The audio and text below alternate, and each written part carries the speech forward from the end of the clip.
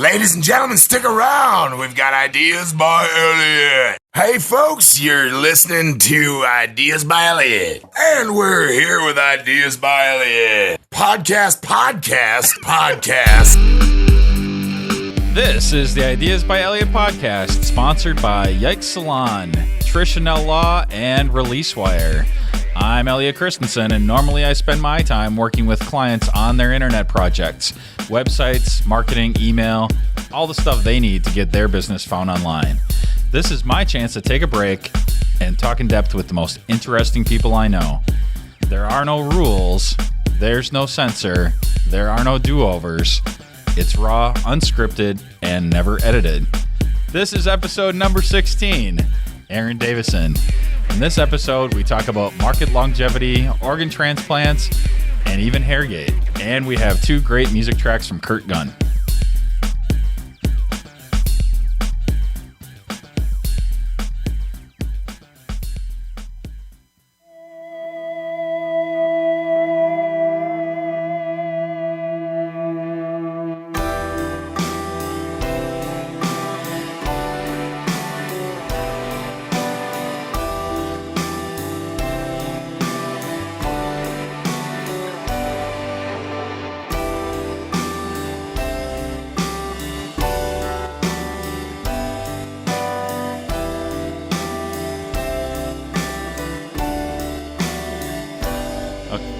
Makes awake the morning haze, sunshine lies behind, gently draws out subtle shapes, tracing their outlines, focuses on memory to hinder the surprise, wait for break the North Shore tape within her eyes. So that is Underneath, and that is from Kurt Gunn, who just came out with a new album, and I'm so slow with the computer, so he has a new album that just came out called Scenes from a Small Town in Maine that just came out the other day. This is in October that we're recording this, and it won't come out really till November, so heads up on that. Got it. Yeah, and I have with me my esteemed guest, Wow.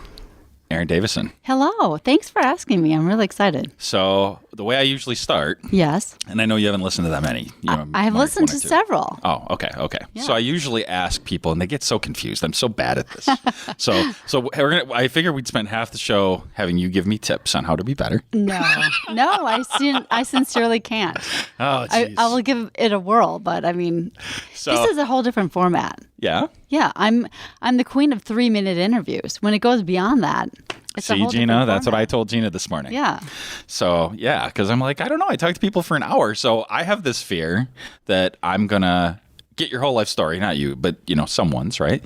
And then I might want to have them back because they were really good. Or like people will be like, hey, have that person back. And I'll be like, well, we talked about everything. It's done. What else? What are we going to do now? So I don't know how to do that. Whereas I think you could totally get away with that because you can go and you could interview them for an hour and play 3 minutes. Well, you know what? You can try it different ways. You do a pre-interview. I've done this. So you do a pre-interview, so you kind of know the kind of things that they have good answers for, and you really want to explore later. And then you get on the air, and they think they've already talked about it, so they give you very abrupt, short answers. Yeah. But then on the other hand, you don't do the pre-interview because you want everything to be a surprise and have a sense of discovery when you're doing the interview, and you are not able to explore the things that you really like. They'll drop a bomb at the very last question. You ran out of time. It's like, oh, rats. So nobody ever gave me a pre-interview before. So when these guys come and they want to talk about viruses or computer stuff, right? Mm-hmm. I like randomly I said something about like I don't know, that's something my grandma would do. And that's the part they played. And I'm like, oh, my God. Well, it's always different, too. They could be looking for the 10-second thing to fit into their slot. You don't have to be cutting on my grandma, you guys. I didn't mean it that way. Out of context, it sounded kind of, not something I would want my grandma to hear. And it probably sounded intriguing or something like that, so they thought, Hardly. Let's use that. So, you answer however you want. I want to take this wherever you want to go. But so, like, how did you get started?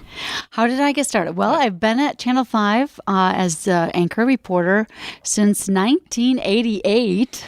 I know. I saw that. That was crazy. Hello. That's a long time. I started in 1982. I graduated from UW-Stevens Point, and I was working at the campus radio station. Absolutely loved it and thought, hey, this could be a career, because I was interested in writing, but never really talked about broadcasting at all. And honestly, I was a music DJ on the college radio station. I think I would open up at the top of the hour, say my name and the call letters, and that's it. I did very little talking. But I got a job as a radio reporter for WSVT, WXYQ in Stevens Point. Took my little... See how good she is at that?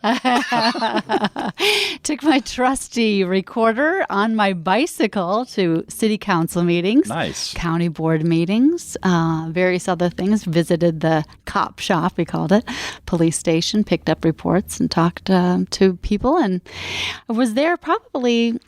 I don't know, a few months. And the local TV station, Channel 7 in Wausau, called me and said, hey, had you ever interested in thinking about television? Which I hadn't thought 1 second about being on television. So I said no the first time they called. The second time they called, I had been at the radio station a little bit longer, and they said, well, at least come in and see what it's about. So they just had me sit on set just to see what I looked like. And the key factor for me was that my job, I'm trying to think the exact figures. I think I made $7,000 a year at the radio station. Wow. And I was going to take a giant leap to $13,000 a year at the TV station. So I think that people have this misconception that you're just rolling in the money, even now after all this tenure. I'm making better than $13,000 now. This might come as a shock, but I'm hoping to make more than $13,000 doing this, and that's crazy talk. That would be insane.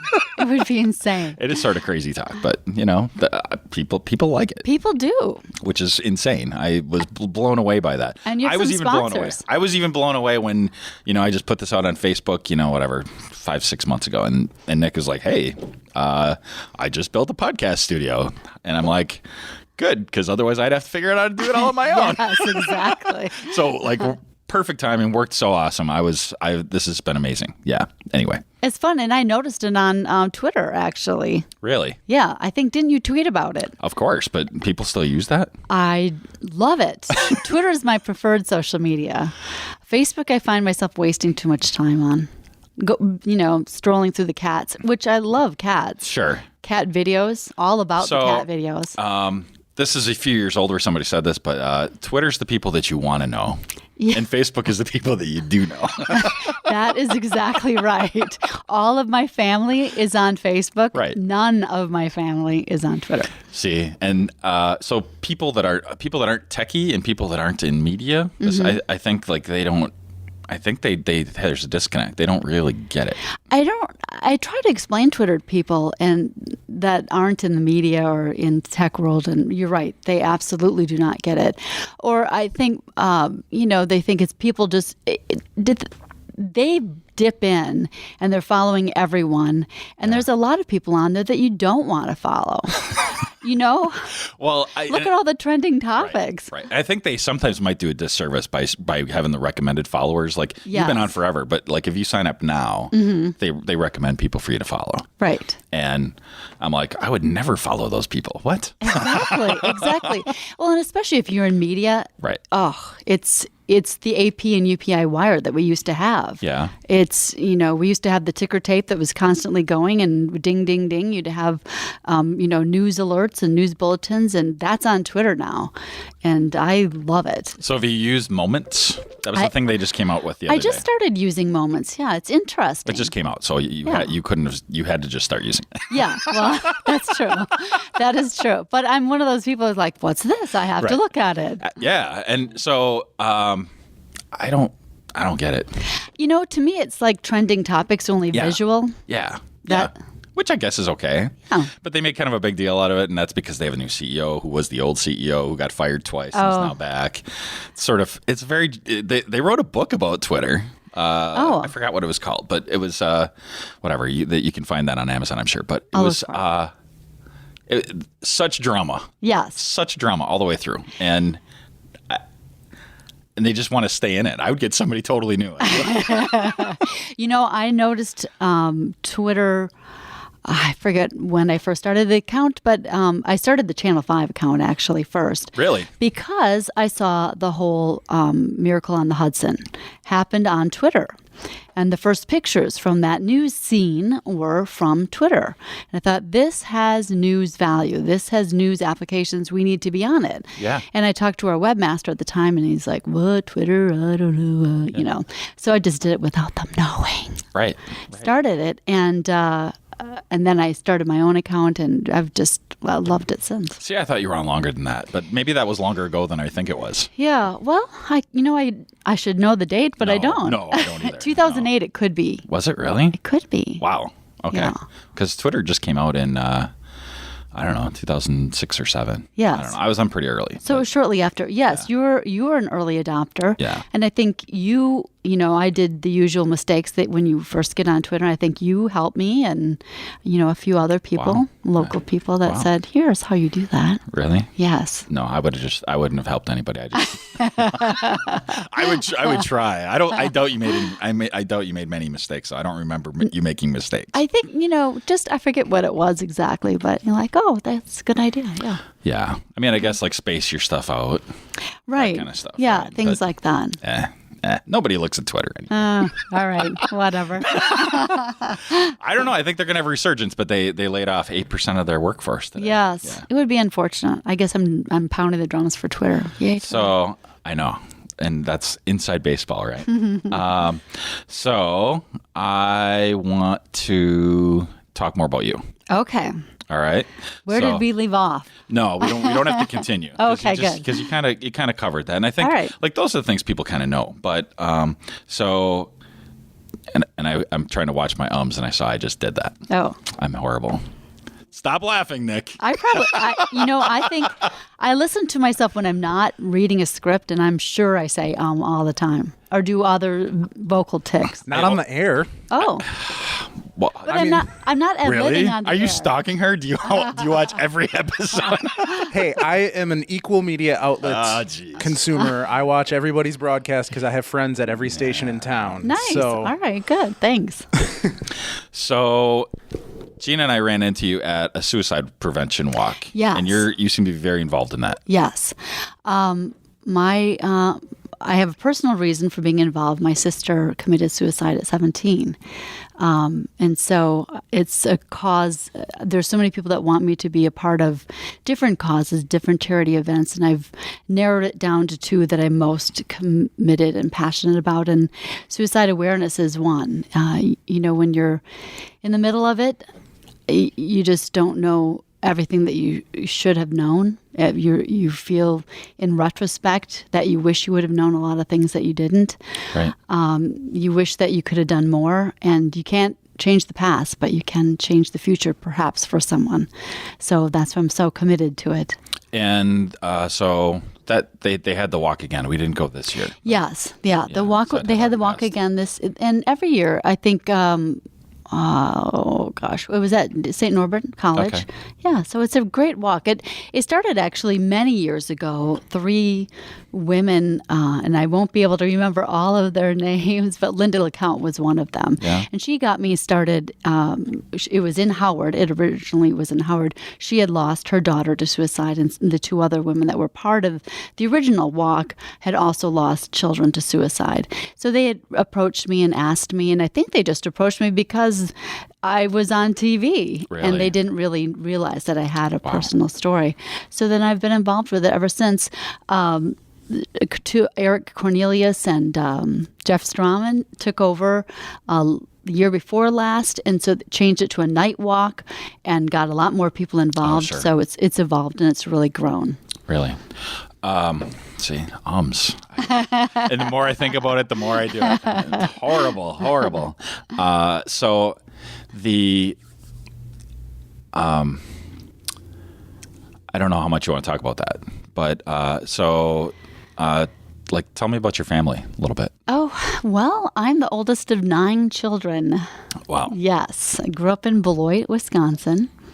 My mom is a nurse, or was a nurse. They're both, when my father has passed now, but he worked in a factory in Beloit. Wow. Yeah.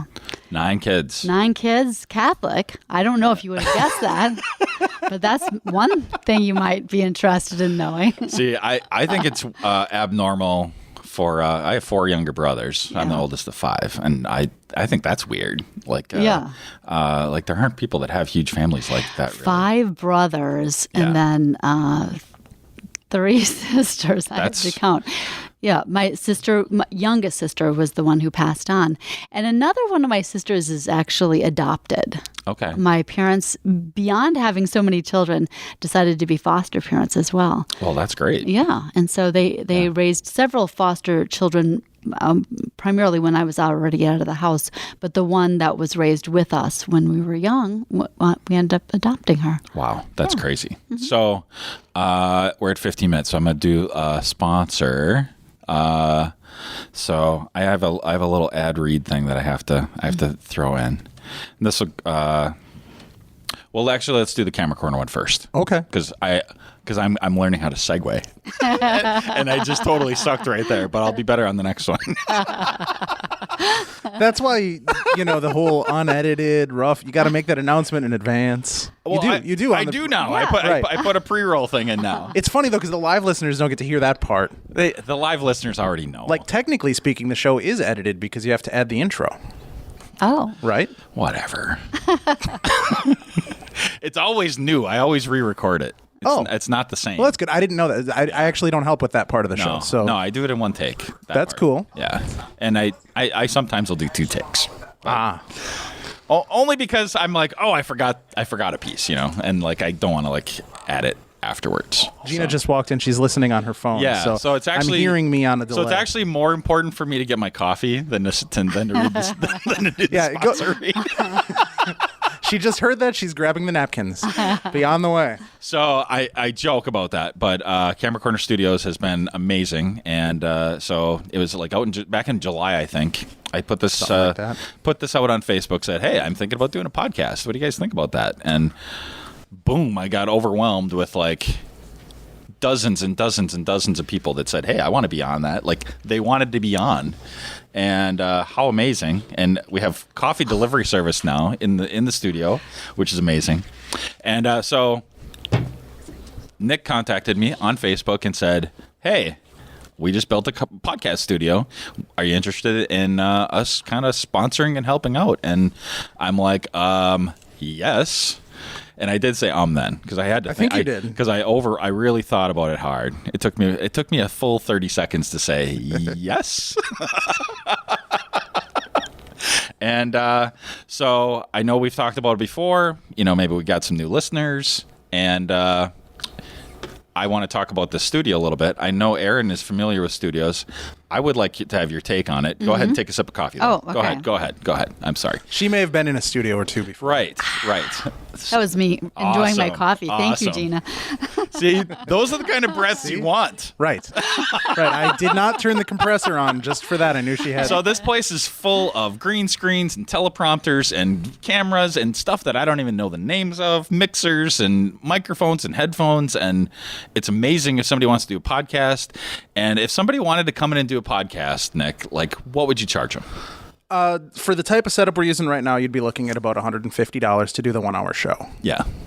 Cheap. That includes the technician here to run it and so tell you how to use a microphone. Yeah, that does. And that's amazing. That is amazing. Yes, because to try to do it yourself, that's where it becomes very difficult. Right. I mean, anyone that's familiar with the Camera Corner rental or production department, basically the concept of the studio is you may not be able to afford $300 a day for our broadcast grade cameras, so we charge you a tenth of that per hour inside of our studio building.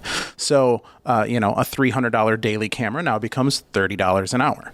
So we've had people come in recently that, they'll come in for an hour and shoot 3-4 YouTube videos for their next month of marketing. They'll post one a week, but they shoot 4 of them at a time. And generally speaking, most sessions run $200 to $300. So it's a la carte pricing. If you have the equipment, if you have the talent, you can rent just an empty room. If you need a camera, but you have a teleprompter, it's all a la carte services. So the best thing to do is just get an idea of what you wanted to do and give me a call at 920-272-0148. He is a pro. He is a pro. Yeah, I've done it. What are we on, episode 15 or so? I've practiced. Yeah, I guess you have. That's true. It's a good service, though, because, I can grab my phone and make a video. My husband is an entrepreneur. When you first asked me, I thought you have so many entrepreneurs on, and I'm not entrepreneurial. Amazing. And I don't have that. Did you see it? Did you see the segue she just pulled off? Absolutely. It is truly her show. I'm a worker bee. I'm not an entrepreneur. But having been, with my husband all these years and seeing what it takes, Yeah. He wants me to write his blog. I'm not very good at that. I need to get a schedule. You need to put out videos. You need to do all of that. And you don't know where to go about it except to hire a production studio. But this is sort of the interface in between where you can do your fully. own thing, save some money, and do it in a more elevated way than if you just grab your iPhone. Website customers all want video, and they all want to do, horrible iPhone video. And not like the iPhone's a horrible camera, right? I think it's amazing. But in certain hands. But in certain hands, exactly. Yes. And you can come in here for $300 and walk out with a video that's on your website, pulling in hundreds of people looking at it, thousands of people looking at it. Amazing. Right. And, it's great, too, because with Camera Corner, we have so many other companies we work with. Whether like Apple. Well, Apple. Or I was thinking even locally partners, like Ideas by Elliot. If you happen to need a website, we can point you. Or, we have friends that help in the social media space, and we have friends that help in the broadcast space, and all those different things. So even if there's capabilities that we don't have here,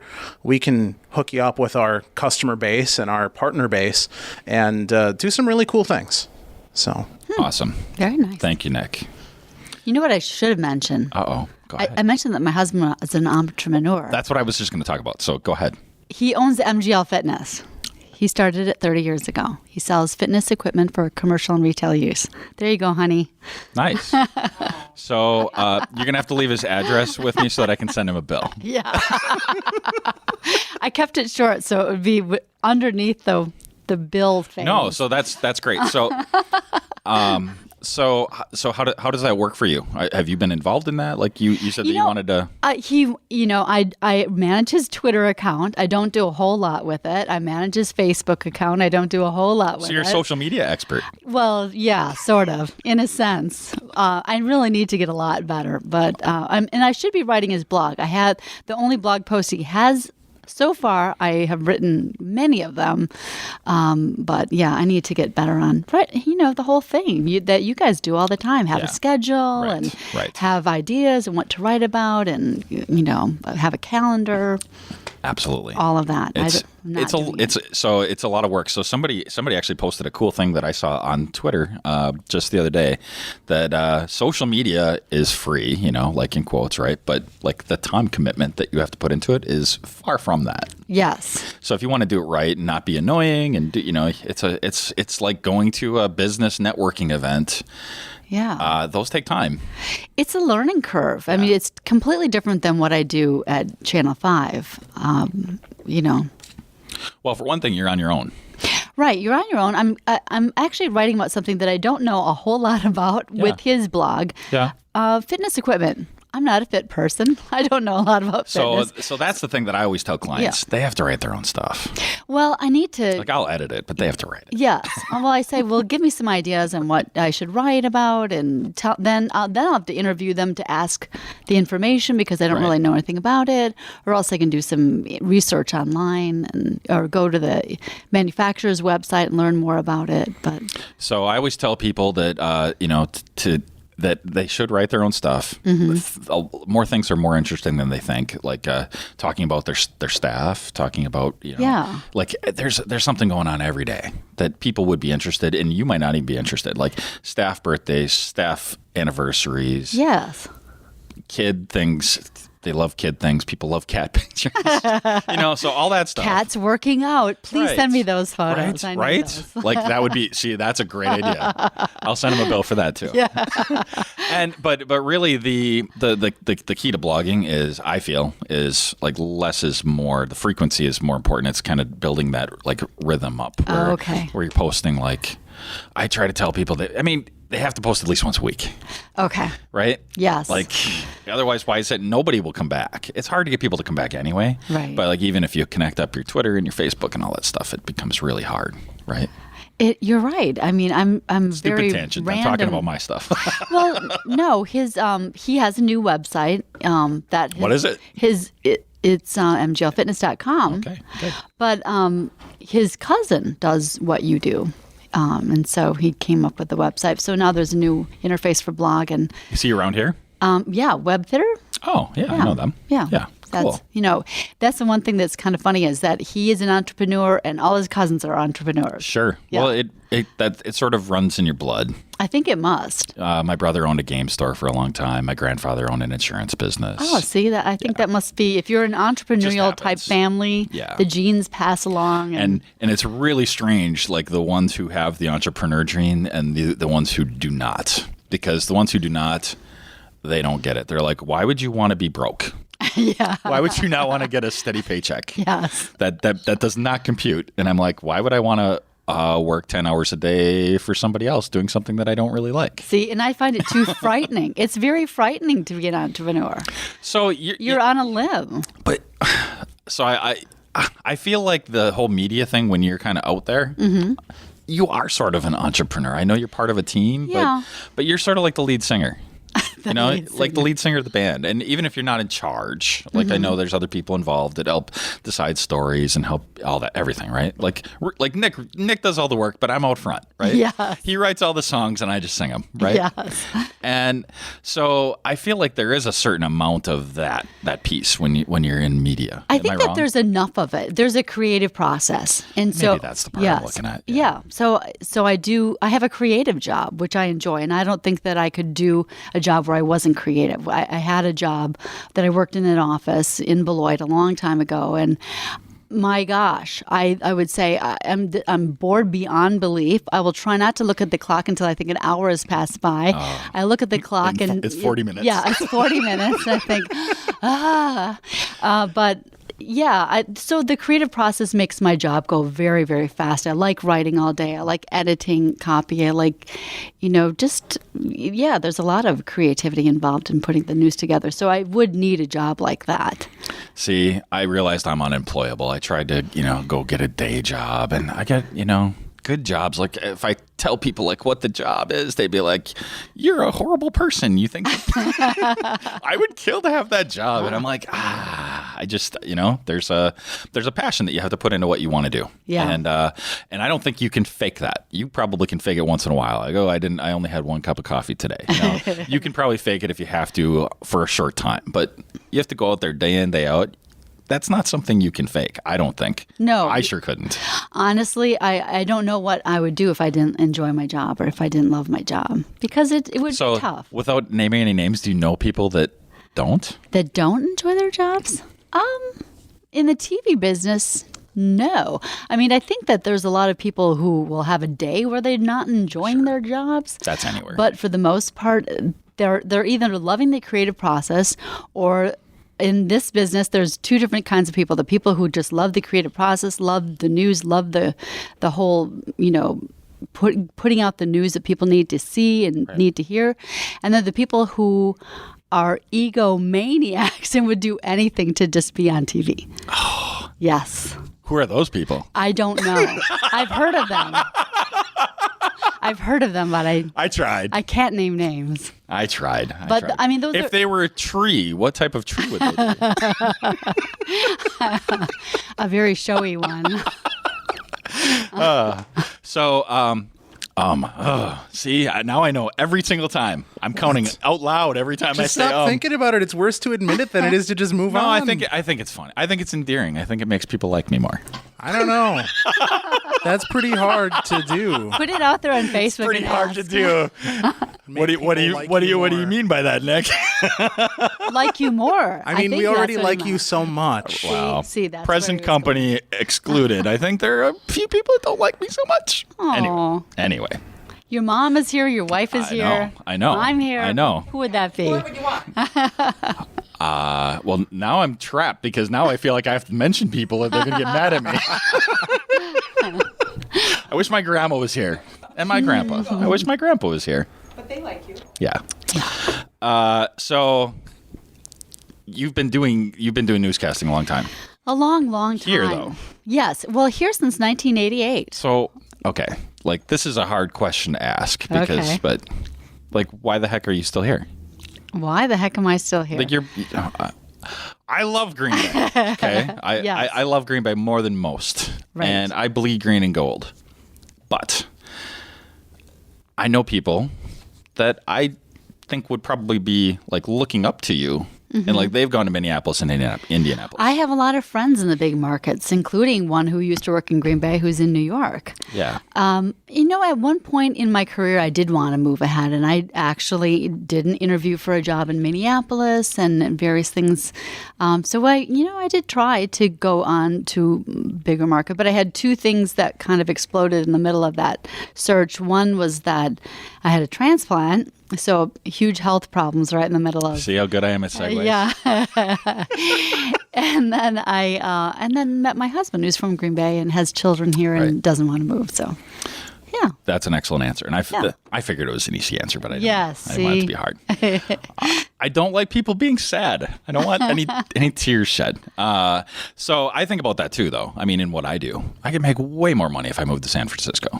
Way more money, and like it hurts my head sometimes. I'm like, I love this town, but they don't want to pay me. Yeah. Well, there's the quality of life thing, from having people in bigger markets. I had a lot of friends say, you know what, you want to stay where you are. It's not bad to be a big fish in a small pond. Yeah. You don't have the stress level, for one thing. And there's stress living in a large city over and over again, with the traffic, with the cost of everything, with all the pressure, with the competition, Right. So it is more stressful. Yeah. Well, that's true. I can ride my bike everywhere here. See, So it does. I like that. Yeah. So I do ride my bike to City Hall sometimes. There you go. So I'm the lone bike there. Do you end up with a mud stripe sometimes? Because that does happen if it's raining. So I try to avoid the rain. I got a folding bike for that very reason. So like if I okay. go and then the weather changes unexpectedly, I'm Yeah. like, hey, pick me up. Oh, I have a really small car. Doesn't matter. I can put my bike in it. No problem. Yeah. And I've done that a few times. So, there's hiss on the live stream. What's up with that? Maybe there's too many listeners. I'm going to blame it on too many listeners, Yes, Don. we're flooded. Right. So many people listening. Don's listening for sure. Either that or Don's screwing it up. Don's a web guy, so I can make fun of him. Oh, That's okay. fine. And he was on the one that I just released last week. Oh, So, yeah. yes, Don Nelson. So the whole transplant thing, that kind of blew up, right? Yes. Yeah, I had my transplant in 1990. I had a liver transplant. I have a hereditary illness called Wilson's disease that caused my liver to fail, and I knew that it was sick for a while, but had to have a transplant in 1990, and I've been fantastic ever since. So I've been lucky. My sister just had a transplant in around Thanksgiving of last year. The same kind of thing? Same thing. It's a hereditary illness. So Yeah. 3 people in my family have it. I was the first Wow. to discover that there was this family illness because I got it first. But my sister is 3 years younger, so she's taken her some time to get as sick. And then my brother, I'm hoping, will never get this sick. So we'll cross our So fingers. when I hear liver transplant, I get really scared because I am an Apple fan, unlike some people that Yes. might remain nameless. I'm an Apple fan. And when Steve Jobs had a liver transplant, Yes. that was terrifying to everybody. Yes. And he ended up passing away 2 years later, I don't know, pretty quickly. Yes. And he had some serious things wrong, but liver's kind of important. So very important, and you find out how important when it starts failing. That's for sure. And you could tell that he was not doing well. You just, he looked emaciated and kind of yellowish, and I could tell for a long time that it wasn't getting better for him, just from the looks of him. Oh yeah. So that happened to you when you were pretty young, though. Right. I was 32. And usually I'm thinking, he wasn't really that old. He was only like 56, I think. But, usually you think of people that are, not 30. Yes. Getting sick like that. So, like, how did that affect you? Well, let's see. I was working at a different TV station at the time when I started getting really sick. And then it was just a whole series of different things. Like at first it was just intestinal, and it was this and that, and I was hospitalized for a month for dehydration, and there was just a whole variety of things. And then at the same time I was getting the most ill, a new internist came into town who just happened to have worked with the transplant wing in Pittsburgh, I think. And he said, she needs a transplant. And so, so it was several months of being off the air waiting for a transplant, and then several months recuperating after that. The good thing that I think that came out of it, besides having my life saved and everything that I'm internally grateful for, my donor and the donor family, will never be able to thank them enough, is just that so many people watched me go through it. So they were really made aware of what that whole process is like, and the need for donors and the need for organs, and how important that is, and how many people are waiting. So I would be terrified. Yes. I'm sure you were, but I feel like maybe it's because you're such a professional. I don't know. I wear my heart on my sleeve. If I was going through that, I'd be going on camera and I'd be crying every day. Oh no. I find that it's actually the people who are around you that feel helpless, that don't know what to do. They're the people that feel the worst. When you're in it, you go through it. You find a fortitude and you just go through it. I had a very frightening experience. We had a near-death experience when I was at St. Vincent Hospital. And for some reason, that gave me a peace, knowing that even if the worst should happen, I was ready for it. Yeah. And I think that kind of colored everything else that was to come. So the whole waiting period, as sick as I was and as afraid as I was that I wasn't going to make it through, I felt calm about it. I felt at peace. So I think you think that everybody knows about that about you, but I think they don't. Oh. Well, for one thing, that was 20 years ago. It was a long time ago, and, sure. Yeah. 20 years ago doesn't seem that long ago to me, but it's actually 25 years. Right. Yeah. So I'm sure you know. Well, I mean, it's even longer than that, is what I meant. Yeah. So our kids are only 25 and younger for the most part. So they don't even know that. So that's very surprising. And for a while, everybody knew it. Absolutely. People would come up to me and say, "Aren't you the liver lady?" Like, sure I am the liver lady. But so, do you feel like do you feel like a responsibility to keep that message going? That's one of the other things that I'm passionate about. Charitable events that I'm passionate about is, Donate Life, donate organ donor awareness.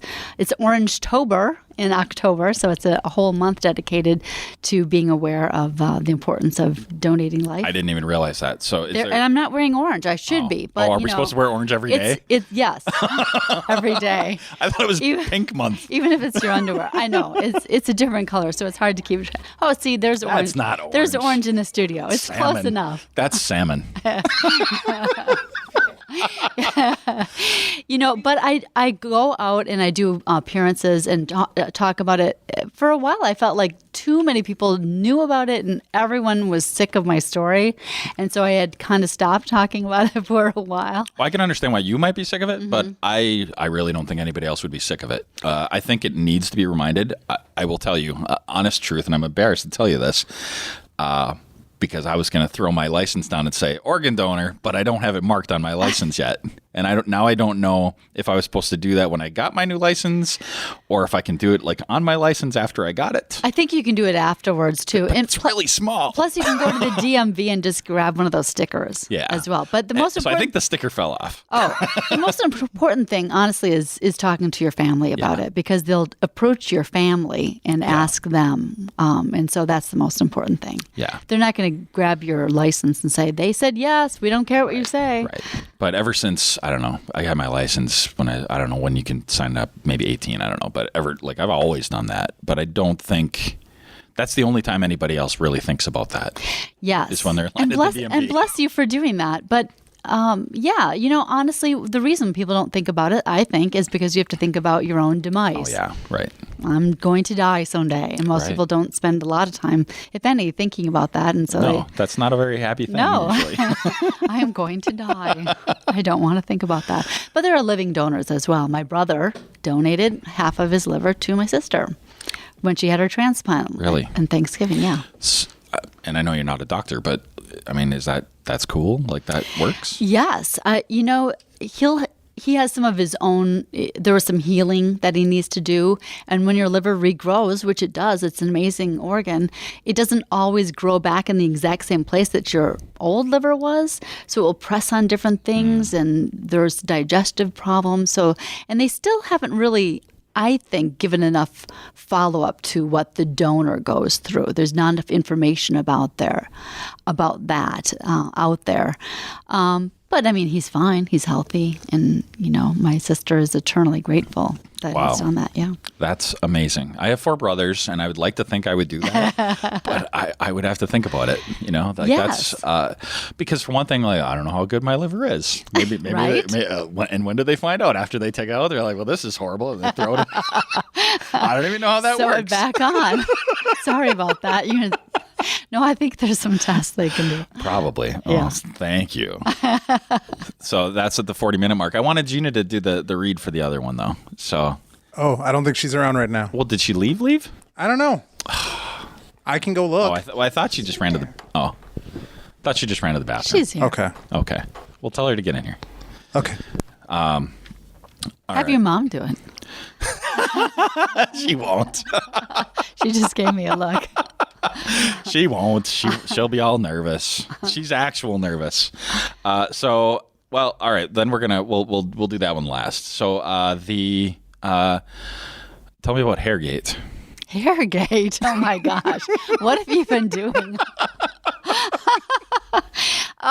You know what? It happened so long ago. I'm trying to think what this was. It's like 10 years ago. Me. Oh, okay. Were people? I'm calling it Hairgate in retrospect. Were people complaining about my hair? I think. Well, that's what you said. I was reading. I read somewhere where you were interviewed, and yes, that publication is funny because when you Google search people, the strangest things come up. Oh yeah. I think. Don't Google me. Yes. My hair has been an issue. I have the fine, thin hair that doesn't want to behave, so it's really unfortunate. I also have that. See, there you go. Got it from my mom. It's, some people just have lovely hair that drops where they want it to. But at any rate, I think early on, this was early in my career, they had an open line or something at the Appleton Post Crescent, and someone called or wrote to complain about my hair. Why doesn't she do something with her hair? Blah, blah, blah. They wrote into the station? No, to the newspaper. To the paper. Oh, yes. God. Even worse. Yes. So they wrote into the newspaper. And I cannot remember who the editor was at the time. It might have been Tony Walters. I cannot remember. But at any rate, he interviewed me and just asked me what I thought about it. And he came to the defense of my hair, which I thought was nice. So he defended my hair. And then years later, a publication interviewed me about my hair. I think just in the sense of, TV anchors having to mess with their hair. I'm just the least likely person to have ever been a TV anchor. I didn't know how to do my hair, do makeup, do any of that stuff. I think I started out on Channel 7 in Wausau wearing my husband's sweaters and not doing anything with my hair. I wasn't very girly girl, so just had I would never know that. Yeah, I think I mean maybe I'm not judgmental enough. I don't know what I'm trying to say. I've had a lot of coaching now over the years, so into my 5th decade, I've finally accomplished something that what you want to do on television is find something that's the least objectionable. Sure. Right. So obviously. That doesn't distract people. Just do something that doesn't distract. Right. And looks like it's relatively neat. And then no one can like complain. It's the way it's supposed to be. Right. So that they don't contact the newspaper. So no one can complain about your hair. I was amazed to just Gina said I'm supposed to do the ad read in her voice. You read it in her voice. Oh my gosh. No. So the whole Hairgate thing, and I'm calling it Hairgate. I don't think anybody else ever did. Okay. Because gate has to be attached to everything. Which makes no sense, by the way, because Watergate was like a place. Watergate was a place. Oh. And that's where the whole gate thing came from, That's right? how it's developed, yeah. I don't even understand. Doesn't make any sense. Yeah. Anyway, I'm pedantic. So, but that led to you going... I was on Oprah, yes. Yeah. That's where we're going. Okay. I'm learning. That was a great segue, but you It just was awesome. got to vocalize a little more. It was awesome. I didn't pick up on the cue. I'm kind of slow that way. Yes, I was on Oprah, which was kind of fantastic to be on her show. That was I was so I can't even describe how I don't know, nervous, beyond nervous, shaking nervous I was to be on that show. Really? But they had, I can't remember the exact number, but maybe 12, a dozen TV anchors from across the country. And the idea was they were going to give us a makeover, do us up, and then put us back on our newscast that night. So we'll fly you out. So we came in the night before. Oprah came with us when we picked out outfits. They had a few things. Her people, I'm sure, had things set aside. But she went with us and looked at each of our outfits. And then the next day when we were getting our hair done, she came by and talked to all of us. Amazing. I love Oprah. She's one of my heroes. So it was just an otherworldly experience to be with her. And all the other girls, too. And there were some girls who they didn't do too much to me, which was nice for me. I wasn't, shaved, bald, or anything like that. They gave me a layering cut, which actually helped a lot, and I've used it ever since. So I haven't changed my hair much since then because I thought that worked. But I think there was this one girl with woman with very, very long hair. They chopped her hair. One woman, they dyed her hair like 3 different colors. I mean, so there were some people that went through dramatic makeovers. There were some tears in the salon chairs because of those makeovers. Yes. But it was exciting. It was fun. And she gave me a very fashion forward outfit, for especially for what I was seeing in Green Bay. Of course, it came to Green Bay a couple of years later, so it was an amazing outfit, though. I think I had 2 cashmere sweaters, which were $200 or $300 a piece. There was this beautiful wool suit that I wore. There was this beautiful pair of shoes, earrings. It was amazing as far as what they gave me, and I wore it for years afterwards until it was well out of style. So I love Oprah, too. Yes. Not as much as you. Yes. I don't know. I have to balance that. You mentioned that there were other people there, but there are no guys. No, it was. So what's up with that? Well, I don't know. There's not a lot you can do with guys. I mean, guys have it easiest on TV. You wear a suit, you wear a tie, you have your hair combed. You can't screw it up. No, I mean it's really hard to mess it up. So should I mix things up? Should I write something into the Press Gazette about Tom Zelaski? Would you? Say he's got to. I'd appreciate that. He's got to up his game. I would appreciate that. You got to up your game, brother. I honestly don't think that anything would change. Probably not. No. I wouldn't. I don't know. I think he looks great. I wouldn't change him anyway. Well, see, that's just they put a lot of pressure on women. Yeah, and I think that's an unfortunate double standard. It is. Thank you. Well, I know I have women around me, right? And I see how long it takes them to get ready. And it's not just that it's annoying, it's not fair. Yes. If you have to spend an extra hour getting ready in the morning, that's an hour that you could have been working.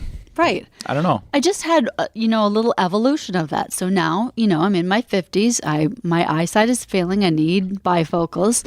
And, the general manager, who's no longer there, so I can freely talk about him now. But he said, I really want you to wear contacts. Yeah. Get some contacts. We need this to happen. And I tried. I really, really, really tried. But maybe it's just starting out late in the game. Maybe it's just, something fundamental in me. I just couldn't get it, but I just couldn't do it. So Wow. I have to wear glasses now. And I hear about that. All right. So I'm going to segue into my sponsor. I have a good sponsor for that. So we were talking about hair, and I thought, well, I have to have a sponsor read for my sister-in-law. She owns Yike Salon.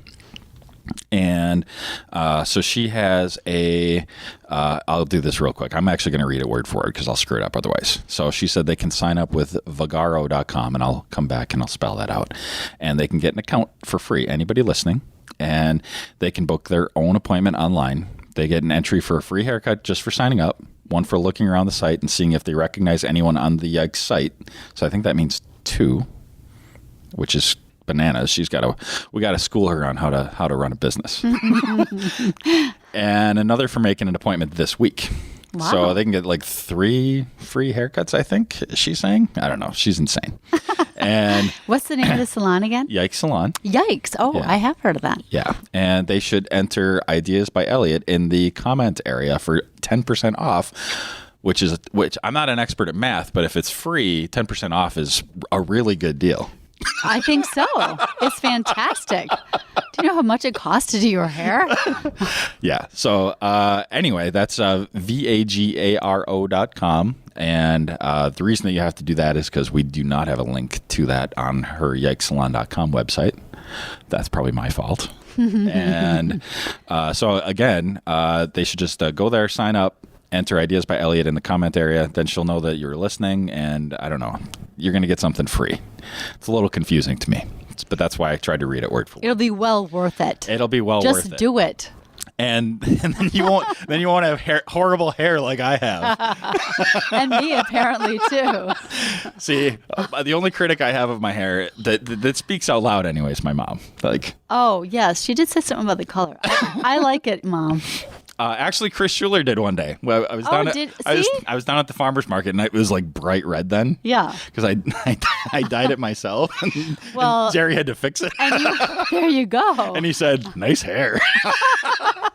It was awesome. Do you think he was being sincere? No. All right. No. I mean, I'm not an expert on his demeanor, but I think he was like, dude, you got to fix that. He's hilarious, and he's sometimes sarcastic, so you could be right. I'm pretty sure. I'm pretty sure. It was.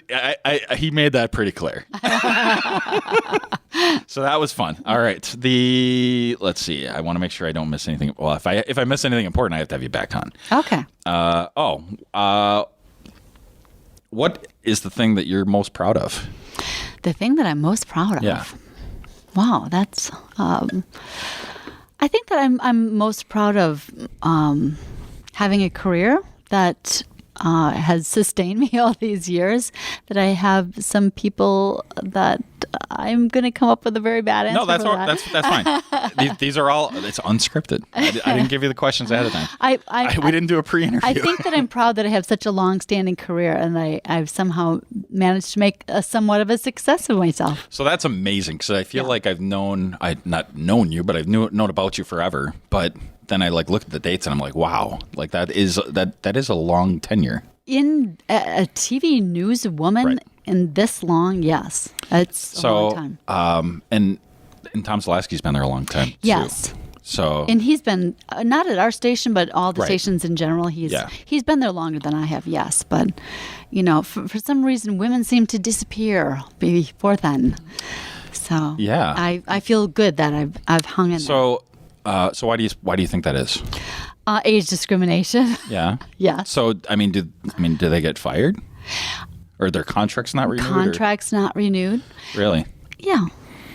Wow.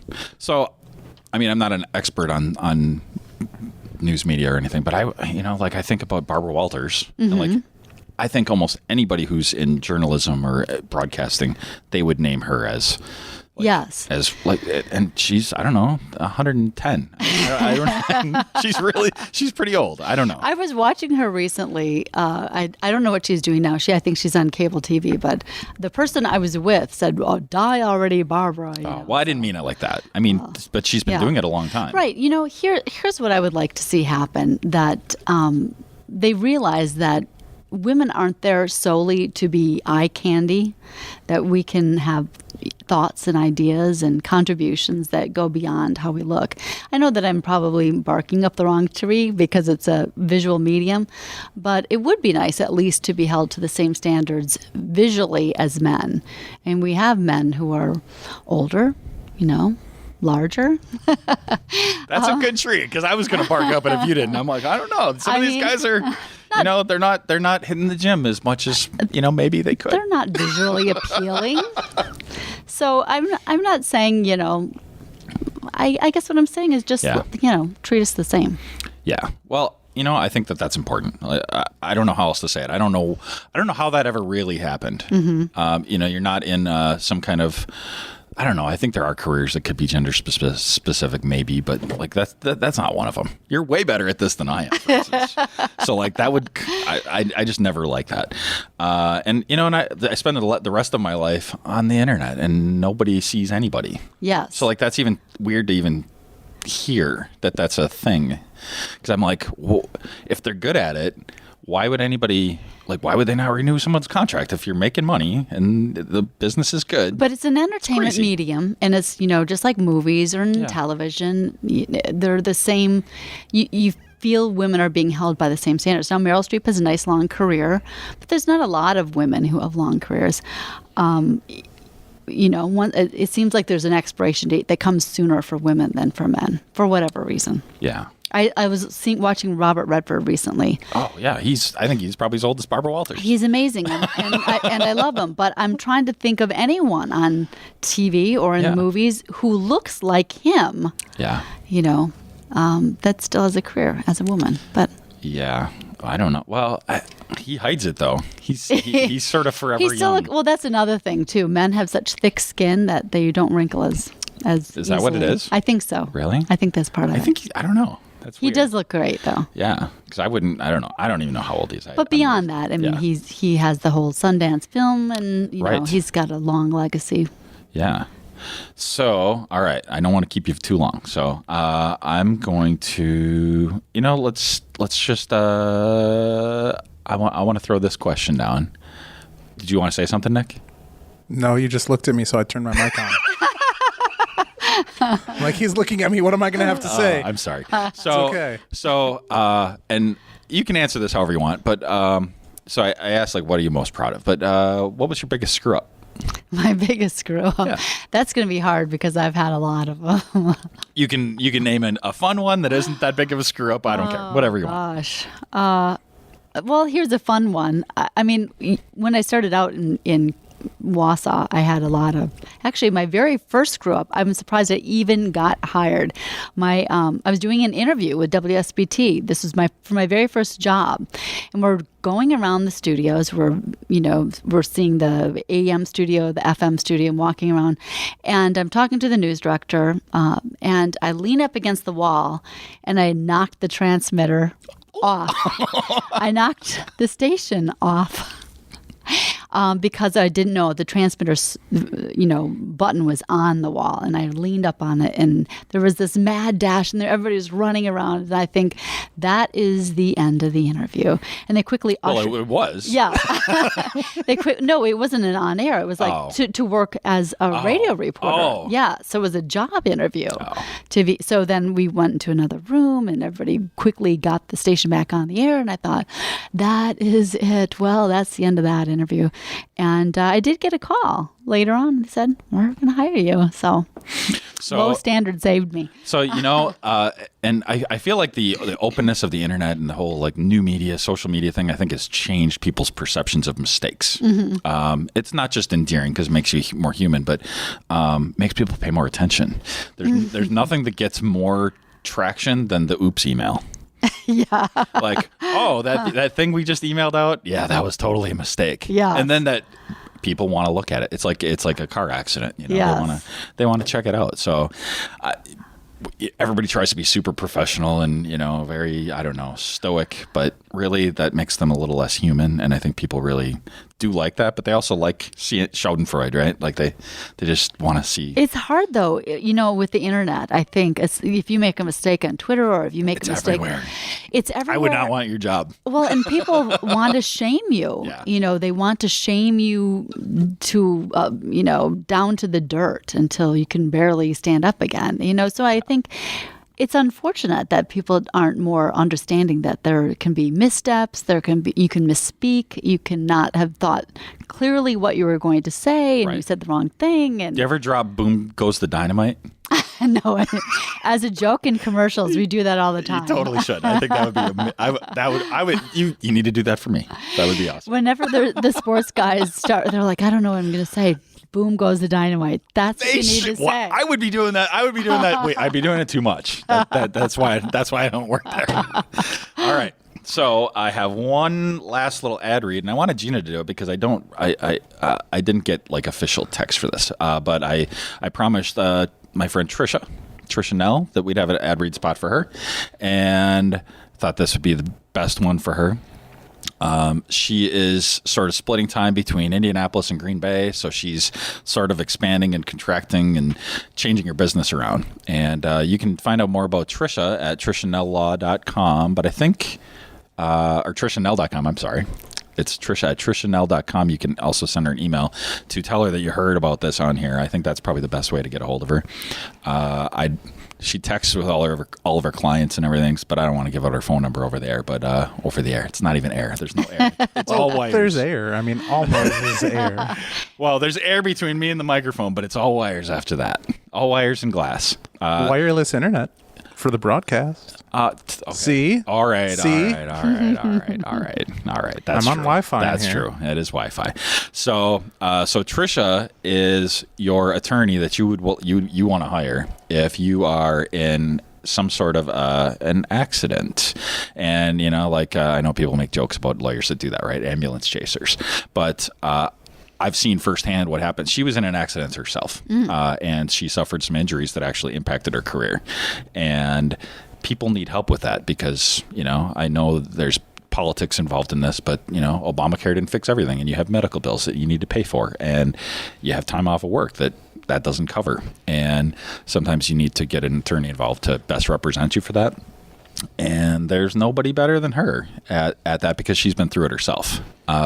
So shoot her an email, Trisha at TrishaNell.com, and just say you heard about it on the podcast, Ideas by Elliot.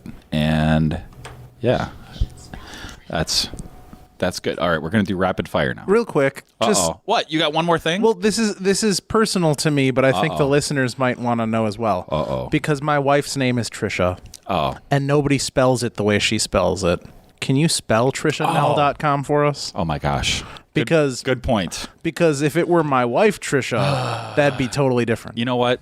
So, and I actually have to give credit to your mom for coming up with that. So suggestion. all the Trishas I know spell it the same way. I've never seen it spelled the other way. So that's Trisha.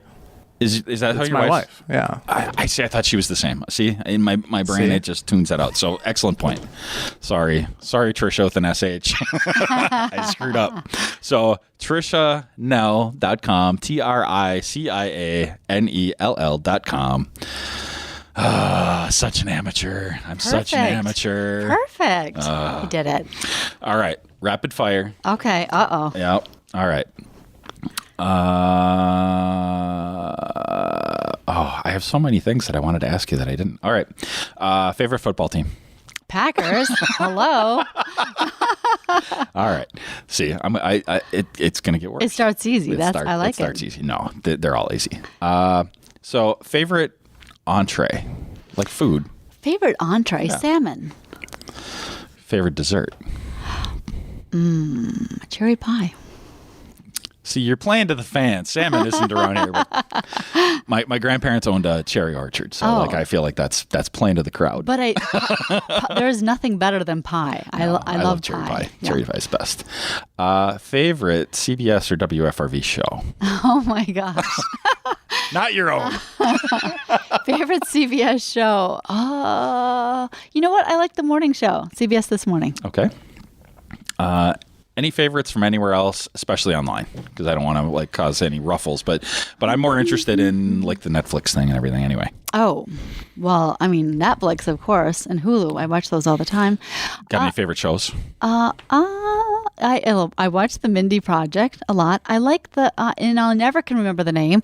It's a Netflix produced show, Gracie and Frankie or Frankie and Grace, like Yeah, with Lily Tomlin and Jane yes. Fonda. I watched the whole thing. It was good. I watched it twice. I cannot wait for the second season. Please hurry. It wasn't that good, but they're interesting. They're like it's star-studded. It's super great. compelling. Yeah. I loved it. Loved it. And you know, how often do you see again? Yeah. You know, older women as the main characters? You know, it was Excellent. great. That's good. Favorite current movie? Relatively current. Oh my gosh, that would mean I would actually get out and watch movies. I'll tell you which one I would love to get out and watch is Trainwreck because I love Amy Schumer. I watch her show all the time. Okay. Classic movie. Classic. Wizard of Oz, it has to be. Favorite recent book? Favorite recent book. And recent is, That would also mean I've read recently. So I do audiobooks. I count that. Yeah. Gosh, as soon as I come up with something, You can punt on that. All right. Well, you know what? Jacqueline Michard. I can't think. There's several books I want to read right now, but Jacqueline Michard is my favorite author. So how about that? Okay. And she's local. Okay. All right. Well, maybe we'll look back to that. Favorite singer? Shirley Manson. I love her. Do you? Oh yeah, we went down to see them at the rave just last year. At the Orpheum, I saw them. Yeah. In Madison. Yeah. Well. Yeah. They're amazing. Like, Yeah. I think they were surprised that they had the crowd they had. I'm like, how are you surprised? You're amazing. Love always. So, all right. So maybe this is low hanging fruit then. Favorite band? That was on my Garbage. list. Okay. A Garbage, of Good. course. For anybody that's too young to know who that is. Garbage. I know. That hurts my head. But yeah. Well, but you know what? I like a lot of different bands. Talking Heads. Yeah. But that's also of that era. So Yeah. No, that's older. Florence and the Machine. That's great. Yeah. Yeah, Good. I like that. See, we're trying to skew younger. We're trying to be more relevant. I actually do listen to current music. Yeah. I try Skrillex. to. I listen to Skrillex. I would never take you for a Skrillex fan. Well, You know what? He didn't take me for a Skrillex fan either. I know. That's actually how Elliot earned my attention. Oh, all right. Well, I have your great. attention now too. That's amazing. I love Skrillex. I think he's amazing. Yeah. Favorite social media site? Twitter. All right. I figured that was easy. I was giving you a chance to pimp anything else. I don't know. And I kind of knew you were going to say Twitter anyway. Favorite person to follow online? Favorite person to follow online? I follow mostly news people online. That I guess it would have to be news. Yeah, I follow Just news? Slate. I follow Slate. Okay. Yeah. And at WFRV? Darn! That was my promotion. I think you were leaving that up to me. You gave me the luck. Erin at WFRV. Erin WFRV at Twitter.com. Yep. And all right. So you were fabulous at that. All right. So, and I asked this of everybody. So who would you like when you come back to co-host with me? Mm-hmm. Which I think I actually mean that this time. That would be pretty cool. Oh boy. Who would you like to have here to interview? Please say Oprah. Oprah. You usually disqualify celebrities and people we can't She's pick up from a phone and Chicago. get. She's not a celebrity. Do you think we could get Oprah on? No. That would be so. perfect. Usually, I want it to be realistic. I don't want you to say Yeah. somebody who's not alive, though. They should be somebody that we could actually have. Oh gosh. Because I'd like that to be a real thing. Yeah. That would be interesting. You know what? This just because it's top of mind. There's a guy named Jim Beard who's a horticulture professor in Appleton, and he's just written a book, and he has some interesting stories to tell. So I'll say him. You don't read, and yet she wants an author here. That's amazing. I actually do read, but not as often as I should. Okay. And then... I read magazines and newspapers. And teleprompters. And teleprompters. Oh, see, I got to get one of those. Then I won't screw up so much. Yeah, but then you also have to write what's going to be on it. Right. I know. That would be twice as much work. we You don't got- want that. I need a staff. Anyone who'd like to intern. Max, you listening? And then last question, I think. Any musicians that you can get me clips for? Because I like to feature 2 clips, 30-second clips, local musicians. Oh, man. I was thinking of somebody that, You know what? I would be remiss if I didn't mention there's a musician that works at the station, Sean Connolly. Okay. So he's a musician, and a musician whose wife works at the station, Brad Bordini. Awesome. So there's 2 musicians. Okay, so you have to ask them because I don't even know who they are. All right. So you have to ask them to send me some clips. That would be amazing. All right. So Nick's gonna get the clip ready. I think we're done. Sure. And so if people want, I think everybody listening to this right now probably knows who you are. But if they would like to follow you on Twitter, where should they go? Erin WFRV. And anywhere else they should find you online? They can find me on Facebook. I do have a LinkedIn page, which I very infrequently look at. And you can find me at Erin.Davisson at wearegreenbay.com. That's my email. And the website for WFRV is wearegreenbay.com. Yes. That is it. We'll talk about that next time. Thank you so much. Thank you for being here. That's loved amazing. It was awesome. And this clip is... Did you cut me already? No, you're still on. This is also by Kurt Gunn, and this is Abraham. Abraham, alone at night, pens a letter by candlelight. The moon spills over the wooden desk. His war is put him to the test. North and south,